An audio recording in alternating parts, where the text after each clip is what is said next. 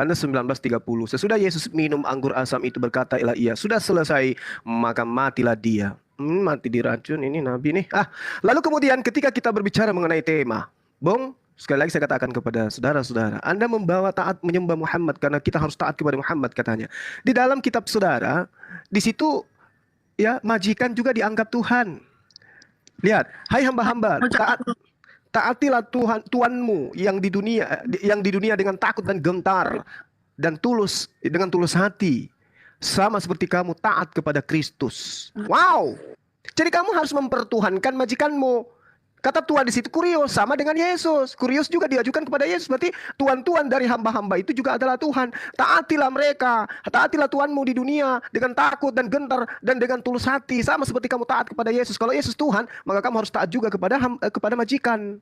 Lalu kemudian di dalam Efesus 5 nomor 22, hai istri, tunduklah kepada suamimu seperti kepada Tuhan. Taatlah kepada suamimu sama seperti itu. Oh, berarti kamu wanita-wanita ini disuruh juga menuhankan rupanya suaminya ya.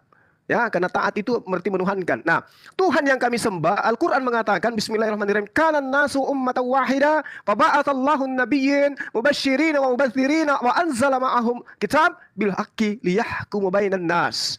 Manusia itu adalah umat yang satu tadinya. Ya, setelah timbul perselisihan, maka Allah mengutus para nabi. Allah mengutus para nabi sebagai pemberi peringatan, dan Allah menurunkan bersama mereka kitab yang benar untuk memberi keputusan di antara mereka tentang perkara yang mereka perselisihkan. Jadi Allah itu adalah Tuhannya para nabi. Di dalam kitab Kejadian 17 juga dikatakan, wahai Abraham, aku akan menjadi Tuhanmu, Tuhan anak-anakmu, Tuhan keturunanmu secara turun-temurun. Yang jadi masalah ini adalah Tuhannya Kristen.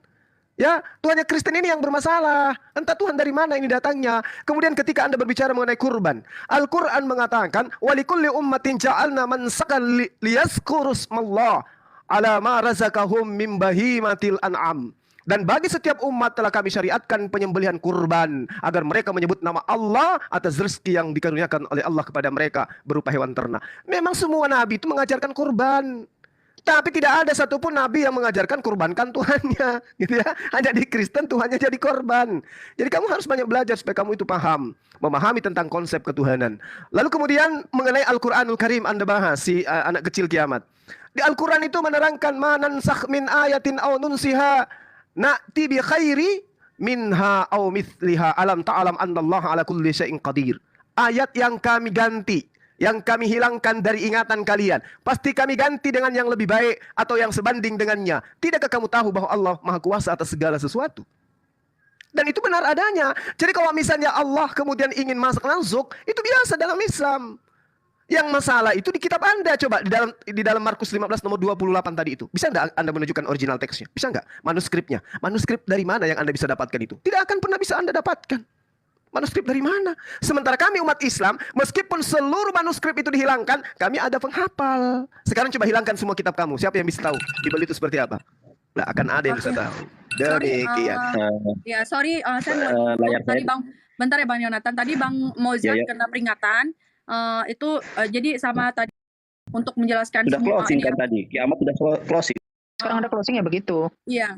Oh, jadi yang closing dong kalau kayak gitu. Tadi Kak Ica sebelum mereka bernarasi itu ini closing ya? Satu nggak bisa tuh. Ya. Kak Ica, layar saya diperbesar Kak Ica. Ini waktu saya 5 menit kan. Mbak Ahmad orang Malang ini mengatakan terjemahan saya ngawur katanya. Ternyata yang di dalam Zakaria ya, di dalam Alkitab itu sendiri itu menciptakan loh. Kita lihat berbagai macam versi juga di dalam Zakaria 12 ayat 1. Semuanya berbagai versi mengatakan menciptakan. Tadi dia nggak bisa Ibrani makanya salah comot. Kemudian mengenai ayat palsu ya teman-teman ya. Ini kitabnya asli ya, yang tadi itu kodeksnya. Kita lihat nih. Kita lihat di dalam Lukas. Saya tunjukkan kepada Anda Lukas 10 ayat ke-1. Di dalam terjemahan ternyata Yesus itu mengutus 70 siswa. Tetapi di dalam original teks ya, meta de tauta anede shen ho kurios eteros epo epdome konta duo. Ternyata yang diutus Yesus itu adalah 72. Lalu terjemahan menjadi 70. Tetapi satu hal yang harus Anda ketahui ya. Ternyata penambahan itu bukan hanya di dalam terjemahan loh. Ini ternyata di dalam original teksnya ada tanda kurung. Coba Anda cari di dalam Al-Quran berbahasa Arab, tidak ada Al-Quran itu ada kurung kurawalnya. Tapi dalam original teks, ini kitabnya langsung ya. Harganya 600.000 ini dari seorang hamba Allah yang dikasih saya. Nah, kemudian ada lagi, kita lihat. Ya, kita lihat tadi, itu tadi sudah. Kita lihat Lukas ya. Lukas 15, tadi berapa ya? Markus ya, sorry. Berarti benar yang tadi. Mana datanya? Kak Ica mohon di ini dulu ya, aku mau cari data tadi. Oke, siap. Aku tadi sudah tak kasih. Nggak apa-apa, pelan-pelan aja, Bang.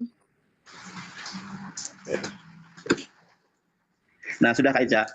Nih ya, Oke. teman-teman nih, aku adabnya Islam itu bagus loh. Kitab orang lain tidak dikentuti, tidak diberaki, tetapi dikasih di kursi ini. Sedangkan laptopku tertaruh di bawah. Oke, lihat ya ini ya.